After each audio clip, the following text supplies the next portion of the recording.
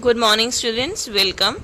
This is the second part of the chapter 8 of your English reader book, and the name of the chapter is Sir Lolly's Ghost. So, let's first recall what we read in the last class, in the last part of the video. We read that this story is about a boarding school and it is associated with, it is mainly connected with a ghost, which is never seen by anyone in the school, but everyone believes in this story. That actually the name, as the name suggests of this chapter, Sir Lolly Ghost. Sir Lolly के ghost की बात करी गई है यहाँ पे because the boarding school about which we read in the last part, actually it was an enormous mansion where Sir Lolly used to live 150 years ago, but he had been killed by his greedy cousin. And after that, the story was spread over everywhere that his ghost used to roam in the campus of the boarding school, and there lived 500 students, 500 boys in this boarding school, and each one of them believe in the story that ghost used to roam in the campus of the boarding school, and they were all scared by hearing this story, by listening to the story.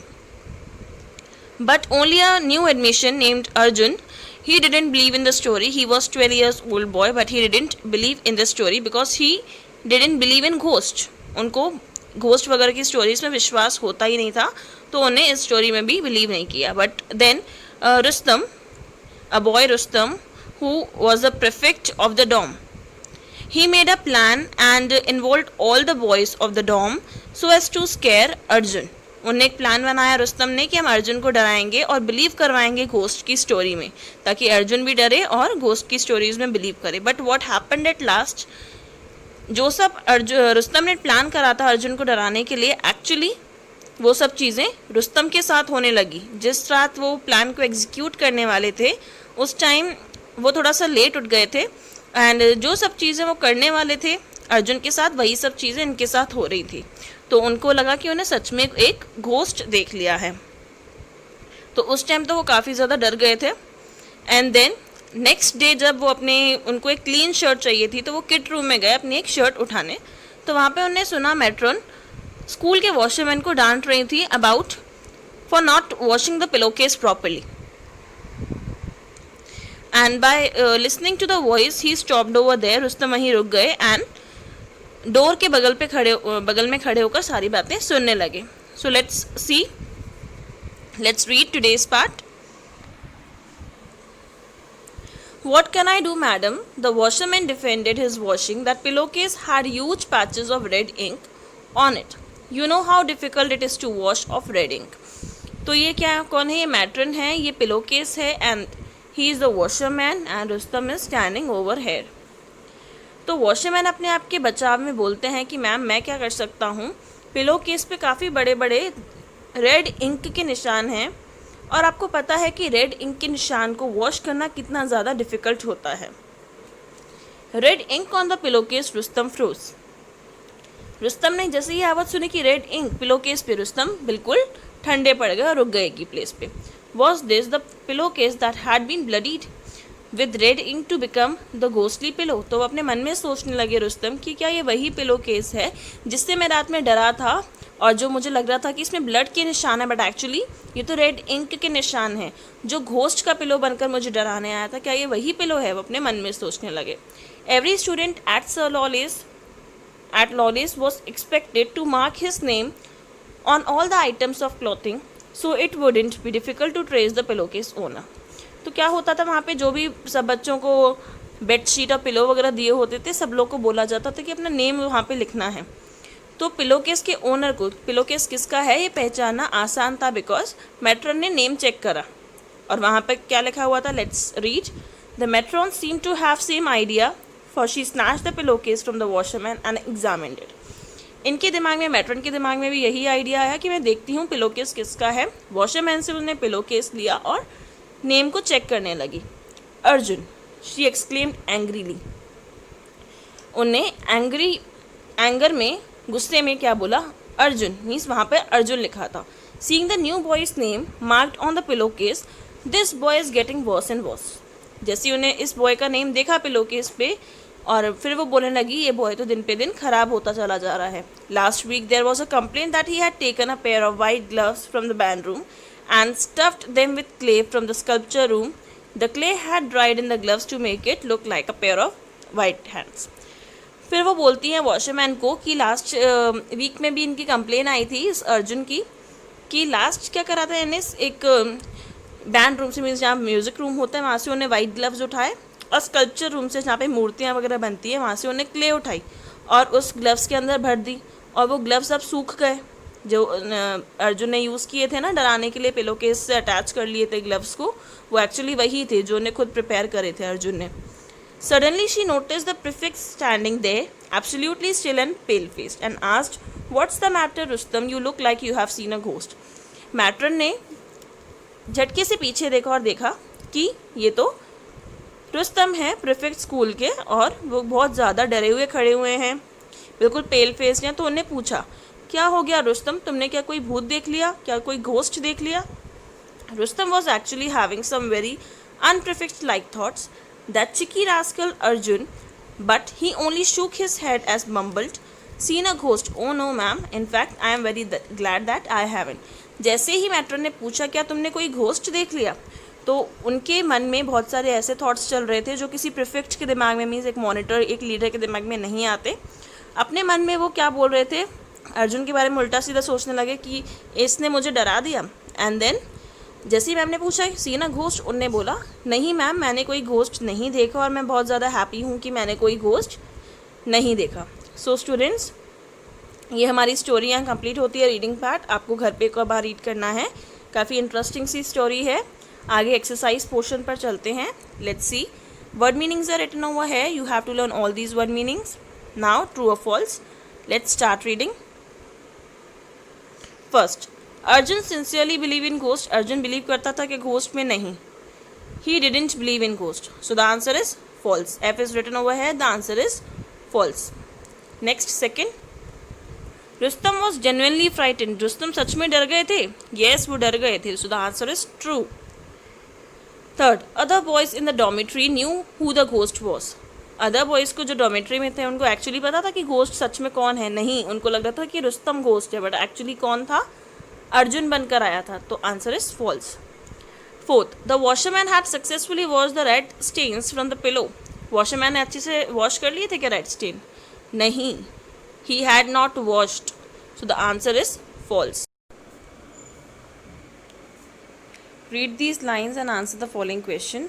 First one, how can I possibly believe such nonsense? So what does I refer to? ये line किसने बोली है? How can आई, मतलब मैं इस nonsense पे कैसे believe करूँ, ये किसने बोला था? ये अर्जुन ने बोला था. तो I refers to Arjun. Second, why did the speaker say so? Speaker ने ऐसा क्यों बोला था कि मैं इस नॉनसेंस में बिलीव नहीं करूँगा? Because Arjun didn't believe in ghost. Third, such nonsense, what does it refer to? Such nonsense से ये क्या मतलब है यहाँ पर? सच नॉनसेंस मतलब कि मेन चीज़ क्या थी, किस बारे में बात हो रही थी? स्टोरीज ऑफ घोस्ट के बारे में. तो अर्जुन इस पे बिलीव नहीं करता, इन सब स्टोरीज पे. तो to believe in ghost was such a nonsense.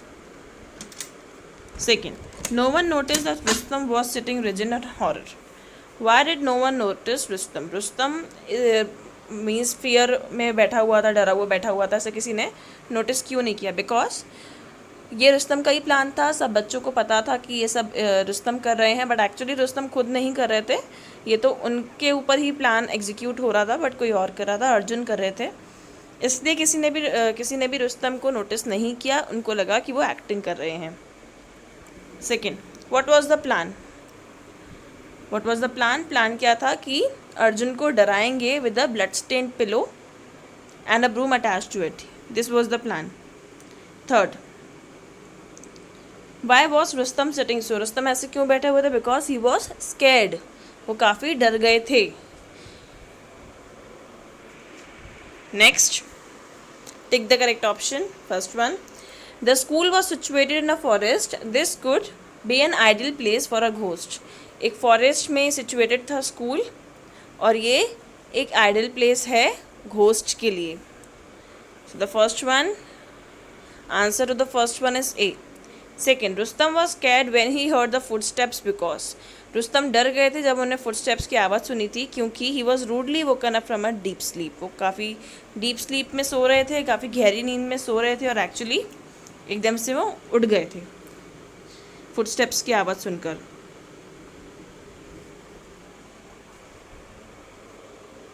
Third, every student at Lolly's was expected to mark his name on all the items of clothing, so it wouldn't be difficult to trace the pillowcase owner. सब लोग अपना नाम लिखते हैं अपने जो भी इनको क्लॉथिंग के आइटम्स दिए जाते हैं, इसलिए पिलोकेस किसका है ये आइडेंटिफाई करना ईजी हो गया था, डिफिकल्ट नहीं था. So the answer to the third one is A, answer to the second one is A. Now answer the following questions. First, whom the school was named after? The school was named after Sir Lolly. Second, what made the school a paradise for ghosts? Ghost का घर कैसे क्यों लगता था कि वो ghost का घर है? बिकॉज वो कैसे था, वो पूरा वुडी था. मीन्स उसका जो कैंपस था, स्कूल का ग्राउंड था, वुडी था. मीन्स फॉरेस्ट की तरह दिखता था, डार्क रहता था, इसलिए वो कैसा लगता था कि घोस्ट के रहने का ही घर है. Second, what stories were popular about ghost in the school? School में उस घोस्ट के बारे में कौन कौन सी स्टोरीज पॉपुलर थी? The stories that were popular were the ghost usually roam around the campus with a blood stain pillow. And क्या स्टोरी थी कि वो उस तरीके से कैंपस ग्राउंड में घूमते रहते हैं और 150 ईयर्स अगो सर लॉले ही रहा करते थे यहाँ पे, इसलिए सर लॉले का घोस्ट है. Fourth, what was the story behind sir Lawley ghost? Main story क्या है सर लॉले घोस्ट के बिहाइंड, पीछे? The story is that 150 years ago इनका इनॉर्मस मेंशन हुआ करता था ये, उसके बाद बोर्डिंग स्कूल में कन्वर्ट हो गया था. And the story was that कि उनके ग्रीडी कज़न ने, उनके लालची कज़न ने उनका मर्डर कर दिया था, इसलिए टू टेक द रिवेंज और समथिंग उनका घोस्ट वहाँ पर उस कैंपस में ही अभी तक घूमता रहता है. Fifth, why did every one think Arjun was crazy? सबको ऐसा क्यों लग रहा था कि अर्जुन पागल हैं? Because Arjun was a person who didn't believe in ghost. वो ऐसे पर्सन थे जो कि घोस्ट की स्टोरीज में बिलीव नहीं करते थे, इसलिए सबको लगता था कि वो क्रेजी हैं. Sixth, who was behind the prank? Prank के पीछे कौन था? It was Arjun. Seventh, how did Rustam find out the truth? Rustam को सच का कैसे पता चला कि अर्जुन ही पीछे थे इस प्रैंक के? Rustam found out the truth how? When he went to the kid room to find a clean shirt for himself, he heard matron and washerman speaking to each other. Matron was actually scolding the washerman for not washing the pillowcase properly. And then Rustam found that on that pillowcase name of Arjun was written. इस तरीके से रुस्तम को सच का पता चला कि पिलोकेस पे अर्जुन का नाम लिखा हुआ था, जिसके बारे में मैट्रन डांट रही थी वॉशरमैन को कि अच्छे से आपने साफ नहीं किया. तो तब उनको पता चला ये एक्चुअली किसकी हरकत थी, ये अर्जुन का प्लान था. Now eighth, how can you say that it was Arjun's pillow? We can say that it was Arjun pillow because Arjun's name was written on the pillowcase. Now vocabulary. Encircle the phrases that are closest in meaning to the phrases from the text. Let's read. Dingy and full of eerie shadows का मतलब क्या है? Dingy means dirty and dark and eerie means scary. The first one है, दोनों में से दो option दिए, अनहाइजीनिक या डार्क है या फिर डर्टी, डार्क और स्कैरी है. तो उस चैप्टर के हिसाब से कैसा है? डर्टी, डार्क और स्कैरी. तो आपको भी टिक करना है इस साइड जहाँ मैंने किया है. Now second, scornfully declared. Scornfully declared means what? हम किसी को ऐसा मान रहे हैं कि वो बेवकूफ़ी भरी बातें कर रहा है और हम उसकी रिस्पेक्ट नहीं कर रहे हैं, स्कॉर्नफुली बोल रहे हैं उसको. तो द आंसर इज सेड डिसअप्रूविंगली, कि हम उसकी बात नहीं अग्री कर रहे हैं, अप्रूव नहीं कर रहे हैं. Third, a solemn voice. So the answer is serious sounding voice. बहुत सीरियस सी वॉइस लग रही है. The answer to the third one is second वाला ऑप्शन है इसका, a serious sounding voice. Fourth, grinned gleefully. Gleefully मतलब होता है हैप्पीनेस. इधर भी स्माइल्ड लिखा हुआ है और इधर भी स्माइल्ड, तो ग्लीफुली हैप्पीनेस होता है. तो answer will be first, smiled with happiness. Fifth, a feeble squeak. According to the chapters, feeble squeak means soft cry of fear, जो कि रुस्तम डर गए थे और उनकी आवाज़ कैसी निकल रही थी? It was like a feeble squeak. You have to mark all the answers in your book, and you have to write down the opposites also, as I am telling you right now the F exercise, and you have to tick the correct option in the even that we have done in your book itself. Now fifth, write the opposite of the following. Paradise, opposite of paradise is hell. Now here, strange, known. Large, small, greedy, generous, ugly, beautiful, properly, improperly, assumed, real, peaceful, noisy, genuine, fake, haunted is untroubled or unhaunted. So here we have completed our chapter. You have to reread the whole chapter again, and you have to learn all the exercise, question answers, everything of this chapter and all the chapters we have covered till now. Thank you.